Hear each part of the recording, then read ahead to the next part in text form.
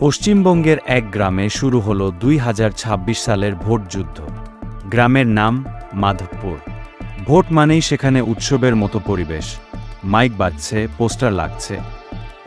Vote দিন, vote দিন, vote দিন, ভোট দিন, ভোট দিন, ভোট দিন, ইনকলাব জিন্দাবাদ, ভোট দিন, ভোট দিন, বন্দে মাতরম, ভোট দিন, ভোট দিন, ভোট দিন, ভোট দিন, ভোট দিন, ভোট দিন, ভোট দিন, ভোট দিন, ভোট দিন, ভোট দিন, ভোট দিন, ভোট দিন।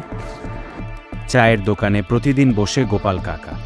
বয়স হয়েছে, কিন্তু মাথা একদম ঠান্ডা আর বুদ্ধি ধারালো। গোপাল কাকা চা খাচ্ছেন, আর পাশে কয়েকজন গ্রামবাসী দাঁড়িয়ে নিজেরা কথা বলছেন। আর হঠাৎ এই দুই দলের কর্মী এসে ঝগড়া শুরু করল। প্রথম দল বলল, আমরাই ভোটে জিতব, আমরা গ্রামে রাস্তা করেছি। দ্বিতীয় দল বলল, আমরাই ভোটে জিতব, আমরা আলো লাগিয়েছি। দুদলেই গোপাল কাকার দিকে তাকিয়ে বল। কাকা, আপনি তো বলুন কারা জিতবে। গোপাল কাকা একটু চা খেয়ে হেসে বললেন। তোরা দুজনেই জিতবি। সবাই অবাক। কি করে কাকা? গোপাল কাকা বললেন, ভোটের আগে তোরা দুজনেই জিতবি, কারণ প্রতিশ্রুতি দিয়ে মানুষের মন জিতছিস।